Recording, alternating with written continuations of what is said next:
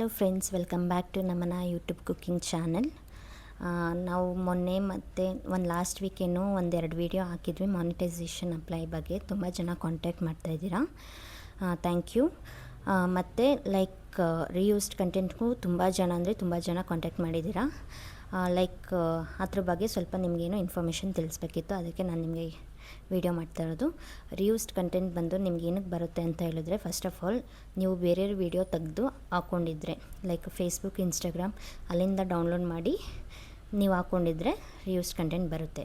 ಮತ್ತು repetitive content ಹಾಕಿರೋ ವೀಡಿಯೋನೇ ಮತ್ತೆ ಇನ್ನೊಂದು ಸಲ ಹಾಕಿದ್ರೆ ರಿಪಿಟೇಟಿವ್ ಕಂಟೆಂಟ್ ಬರುತ್ತೆ. ಸೊ ಆವಾಗ ನಿಮ್ಮ ಮಾನಿಟೈಸೇಷನ್ ಅಪ್ಲೈ ಆಗೋಕ್ಕೆ ಚಾನ್ಸ್ ಸಿಗಲ್ಲ.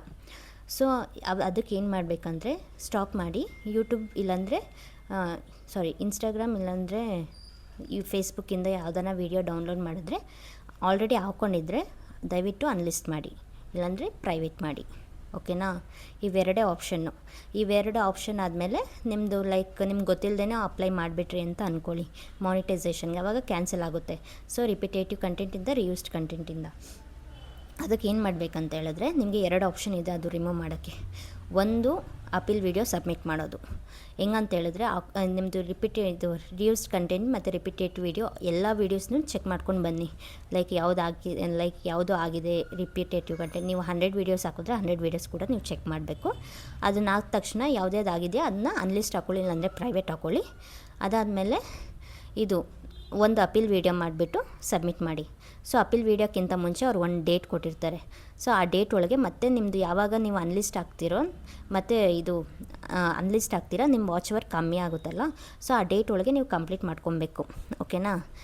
ಸೊ ಅದೊಂದು. ಮತ್ತು ಇನ್ನೊಂದು, ಎಲ್ಲ ಫುಲ್ ಮತ್ತೆ ಎಡಿಟ್ ಮಾಡ್ಕೊಳ್ಳಿ, ನಿಮ್ಮದು ಚಾನಲ್ದು ಎಡಿಟ್ ಮಾಡ್ಕೊಳ್ಳಿ. ಅನ್ಲಿಸ್ಟ್ ಪ್ರೈವೇಟ್ ಎಲ್ಲ ಹಾಕ್ಕೊಂಡು ಎಡಿಟ್ ಮಾಡಿಕೊಂಡು, ಏನಾದರೂ ಸ್ವಲ್ಪ ವಾಚ್ ಅವರ್ಸ್ ಮಾತ್ರ ಕಂಪ್ಲೀಟ್ ಆಗಿದ್ರೆ 1 ವೀಕಲ್ಲೇ ಕಂಪ್ಲೀಟ್ ಮಾಡಿಕೊಂಡು ಮತ್ತೆ ಅಪ್ಲೈ ಮಾಡ್ಬೋದು, ಅದೇನು ಪ್ರಾಬ್ಲಮ್ ಆಗಿಲ್ಲ. ಬಟ್ ನೀವು ತುಂಬ ಎಲ್ಲ ವೀಡಿಯೋಸ್ನೂ ಬೇರೆಯವ್ರದ್ದೇ ತೆಗ್ದು ಹಾಕಿದ್ರೆ ಅಂದರೆ ಚಾನಲ್ ಬಂದುಬಿಟ್ಟು ಸಸ್ಪೆಂಡ್ ಆಗುತ್ತೆ. ಅದರಲ್ಲಿ ಚಾನಲ್ ಸಸ್ಪೆಂಡ್ ಆಗೋದಂತೂ ಗ್ಯಾರಂಟಿ. ಸೊ ಮುಂದೆ ಏನೂ ಮಾಡೋಕ್ಕಾಗೋದಿಲ್ಲ. ಇದು ರಿಯೂಸ್ಡ್ ಕಂಟೆಂಟ್ ಬಗ್ಗೆ ಆಯಿತು. ಇನ್ನೊಂದು ಬಂದುಬಿಟ್ಟು ಮಾನಿಟೈಸೇಷನ್ ಅಪ್ಲೈ ಬಗ್ಗೆ.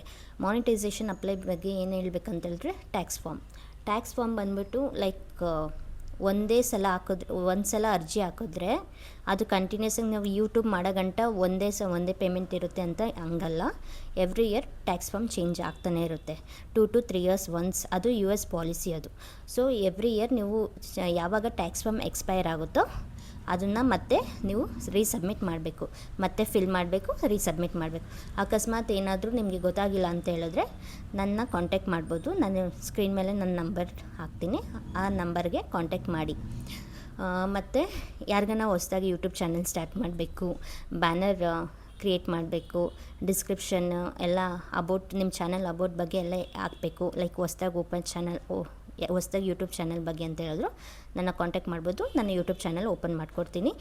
ಮತ್ತು ಇನ್ನೊಂದು ಬಂದುಬಿಟ್ಟು ಇದಕ್ಕೆ ಕಾಂಟ್ಯಾಕ್ಟ್ ಮಾಡಿದರು, ಕಾಪಿರೈಟ್ ರಿಮೂವ್ ಮಾಡೋಕ್ಕೆ ಕಾಂಟ್ಯಾಕ್ಟ್ ಮಾಡಿದರು.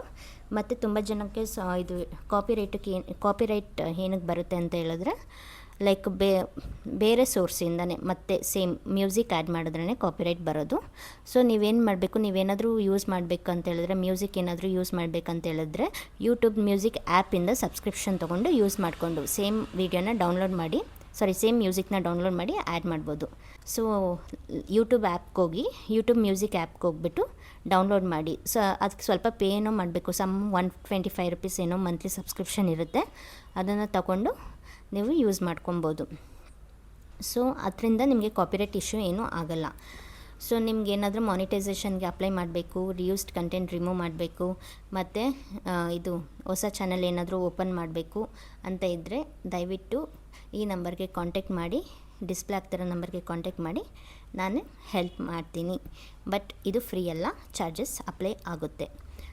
ತುಂಬ ಜನ ಫ್ರೀಯಾಗಿ ಕೇಳ್ತಾರೆ, ಅದು ಫ್ರೀ ಅಂತ ಮಾಡೋಕ್ಕಾಗಲ್ಲ. ನಾನು ತುಂಬ ವರ್ಷದಿಂದ ಸ್ವಲ್ಪ ಫ್ರೀಯಾಗೇ ಮಾಡಿಕೊಟ್ಟಿದ್ದೀನಿ. 1 year ಬ್ಯಾಕೆಲ್ಲ ಜಾಸ್ತಿ ಫ್ರೀಯಾಗಿ ಮಾಡಿಕೊಟ್ಟಿದ್ದೀನಿ. ಬಟ್ ಇನ್ನು ಮುಂದೆ ಎಲ್ಲ ಸ್ವಲ್ಪ ಚಾರ್ಜಸ್ ಅಪ್ಲೈ ಆಗುತ್ತೆ.